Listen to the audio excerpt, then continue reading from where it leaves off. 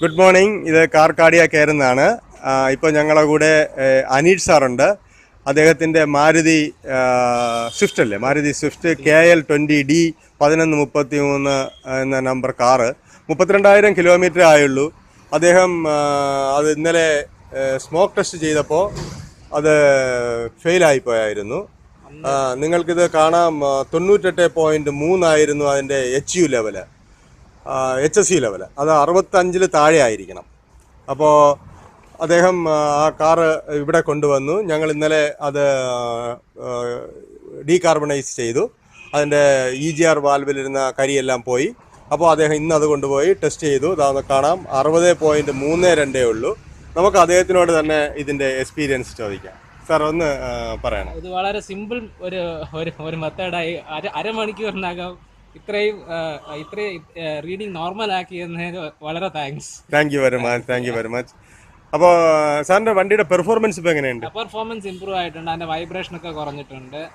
പിന്നെ കുറച്ചും കൂടെ പുള്ളിങ് ഉണ്ട്. മൊത്തത്തിൽ ഒരു എഞ്ചിൻ അഴിച്ചു മാറ്റാൻ അരമണിക്കൂറിനകം ഇത്രയും സ്മൂത്ത് ആയിട്ടൊരു സംഭവം ഇത് ആദ്യമായിട്ട്. യഥാർത്ഥത്തിൽ സ്മോക്ക് ടെസ്റ്റ് ഫെയിൽ ആയപ്പോൾ എന്ത് തോന്നി? ആ സ്മോക്ക് ടെസ്റ്റ് ഫെയിൽ ആയപ്പോൾ ഞാൻ പോയി സർവീസ് സെന്ററിൽ കൊണ്ട് കാണിച്ചപ്പോൾ അവർ പറഞ്ഞ എഞ്ചിൻ മുഴുവനും അഴിച്ച് അതിൻ്റെ ഓരോ പാർട്സ് കഴുകി അതൊരു അറ്റ്ലീസ്റ്റ് ഒരു 2-3 ഡേയ്സിന്റെ പരിപാടിയാണ്. നല്ലൊരു എക്സ്പെൻസീവ്, ഓൾമോസ്റ്റ് അറൗണ്ട് 10,000 to 15,000 അതിൽ പോവും എന്നുള്ളൊരു ആണ് പറഞ്ഞത്. അപ്പോഴാണ് ഞാൻ ഇതിനെ കുറിച്ച് ഓർത്തതും ഇവിടെ വന്നതും. വളരെ ഹാപ്പിയാണ്. സാർ, ഇത് യഥാർത്ഥത്തിൽ ഒരു പ്രിവെന്റീവ് മെയിൻ്റനൻസ് ആണ്. ഇപ്പോൾ വാഹനത്തിനകത്ത് ഫ്യൂവൽ കത്തുമെങ്കിൽ അതിനകത്ത് കരി ഉണ്ടാവും. ആ കരിയെ നമുക്കിപ്പോൾ ഹൈഡ്രജൻ ടെക്നോളജി, ഓക്സി ഹൈഡ്രജൻ ടെക്നോളജി ഉപയോഗിച്ച് നമുക്ക് റിമൂവ് ചെയ്ത് കളയാൻ കഴിയും.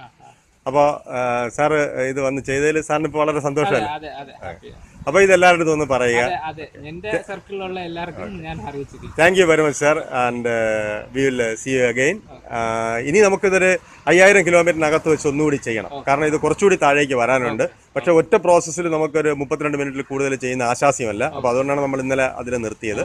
നമുക്ക് കുറച്ചുകൂടെ ഒന്ന് ഓടിയതിന് ശേഷം നമുക്ക് അത് ചെയ്യാം. Okay, thank you. Have A nice day.